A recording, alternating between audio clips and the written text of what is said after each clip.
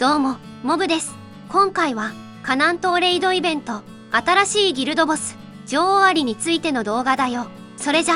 早速見ていこう。まずは、今回、新しいギルドボス、女王アリが追加されたよ。また、女王アリは、カナン島レイドイベントのボスとしても登場し、緑色で囲んでいる場所が該当のステージだね。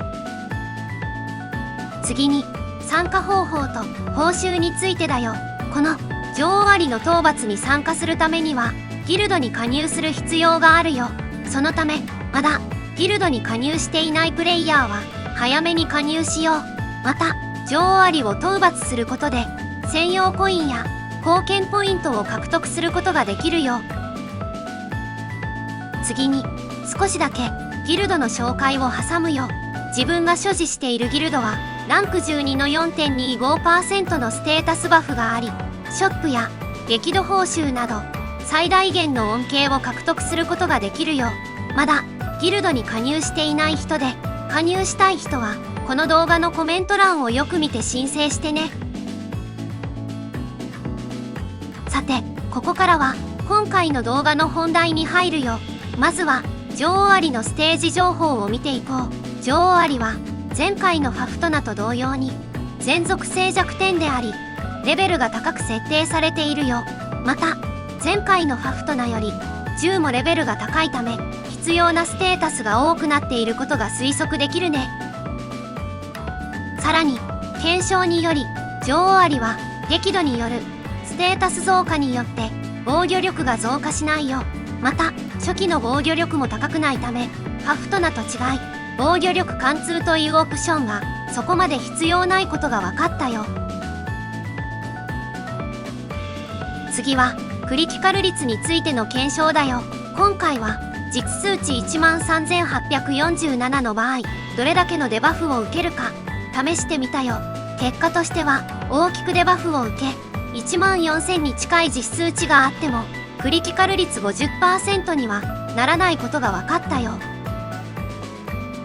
またこの結果から単純に考えた場合では15,000ぐらいの実数値が必要になるけど、ギルドレイドでは藤崎の専用武器や高坂の特性によりクリティカル率 22% のサポートがあるよ。さらに祝福の石やハンター固有の能力貪欲アーティファクトを加味するとそこまでクリティカル率は必要ないことがわかるね。次にクリティカルダメージについて見ていくよ。クリティカルダメージもクリティカル率と同様に検証したところステータスで 170% の表示でも実際に適用される値は 113% であることが分かったよ。ちなみに減少率と外部要因のサポートを考慮するとクリティカルダメージはステータス表記で200から 210% 前後あると良いことが分かったよ。もちろん貪欲アーティファクトで30% 増加もあるけど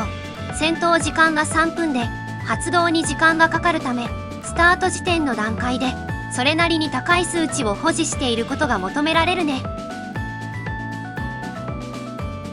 次にダメージ増加と防御力貫通についてだよ。これに関してはほぼ簡単で、ファフトナの頃は激怒数により防御力貫通の効率が変化するため人によって推奨値は変わっていたよね。しかし女王アリは防御力が低く効率も変化しないためファフトナの頃に比べてダメージ増加の推奨値が高くなり防御力貫通の推奨値が低くなるよ。また非属性パーティーに関しては防御力貫通の絶大なサポートがあるためカナのステータスで防御力貫通をそこまで盛る必要はなさそうかな。次に魔力とカナの通常スキル2について見ていくよ。まずカナは強化された通常スキル2が必殺技判定になるため俺あらのゲーム設定を変更する必要があるよ。該当の設定はサポーター自動必殺技でほとんどの人が自動のままだと思うけど手動の人は自動に変更しよう。手動の場合では通常スキル2を使用する回数が減り通常攻撃ばかりするのでスコアに大きく差が生まれることになるよ。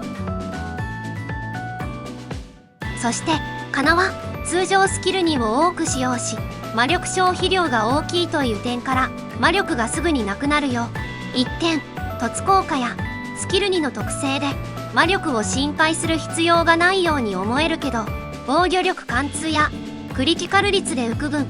魔力に投資する必要があるよ。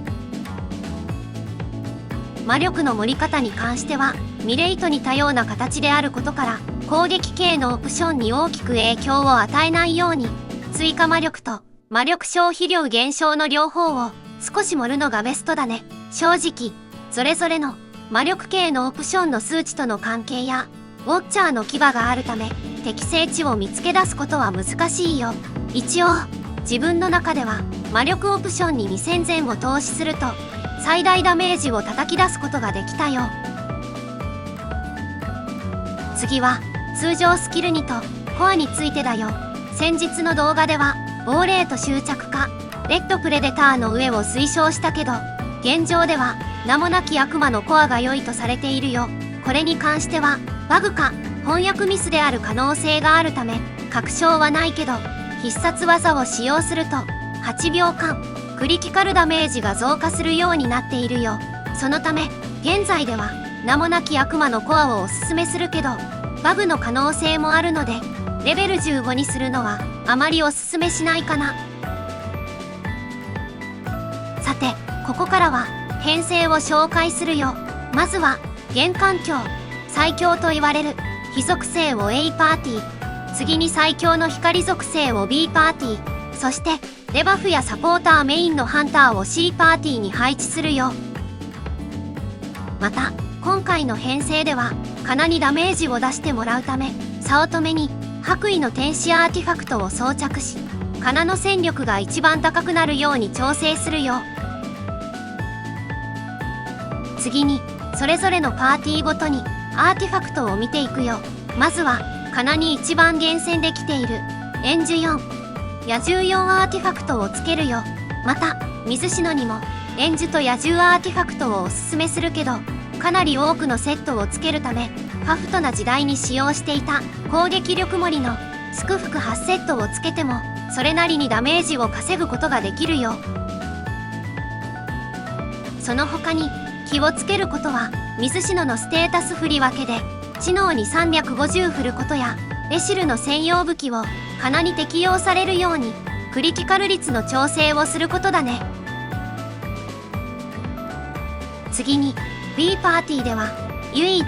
ヒーラーがいないパーティーのため、高坂の育成に力を注ぐことだね。高坂はデバフ役としてもアタッカーとしても活躍するため、アイテムを投資して育てることは悪くないと思うよ。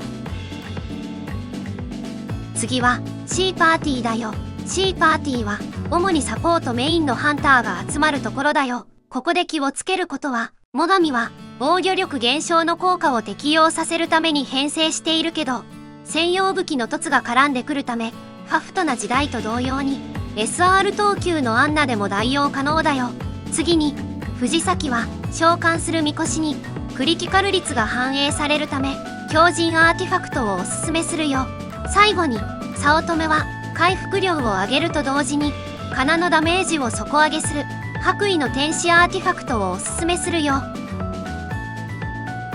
次はスキル構成についてだよ。スキル構成はファフトな時代と変わることはなく、最強のバイルスラッシュを使うね。また自分の場合は QTE の雷鳴ルーンが希少等級だったので、この後の動画では爆裂ルーンを採用しているよ。次は祝福の石についてだよ。祝福の石に関してもファフトな時代と大きく変わることはなく、チームファイトモードを意識した石を装着するよ。明日からのログインイベントで伝説等級のものを選択できるので慎重に選ぼう。次はコアについてだよ。コアに関しては細かい説明は省くけど、意識したことはダメージを叩き出せるハンターほどオプションや属性を考慮して装着したことかな。特に今回はカナ以外はあまり調整を入れず、カナを強化するだけで高い激度数をマークすることができたため、カナの育成を中心にしてみよう。最後に実践動画を見てみよう。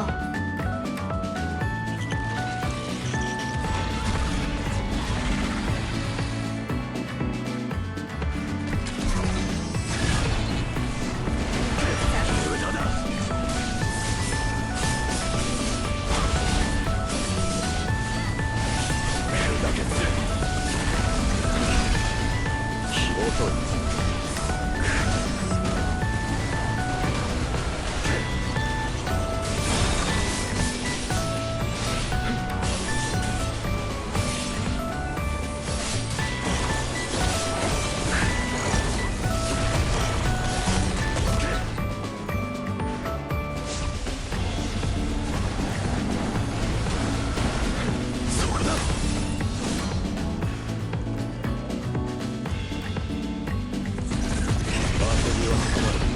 油断は禁物。唱えた。咲き誇れ一族の栄光よ。これで終わりだ。砕けろ。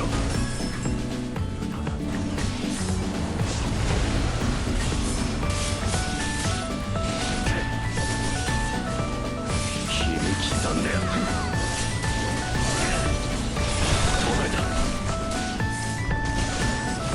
テティスの怒りに飲み込まれろ。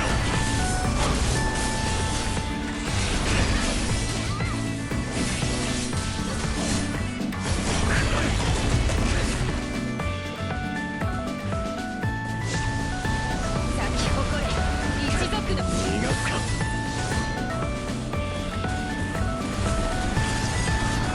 俺の邪魔をするな。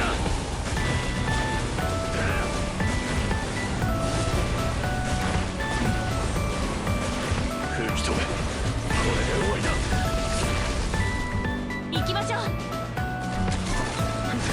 無駄だ。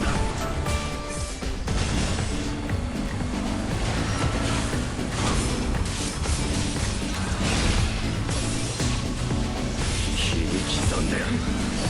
くらえ。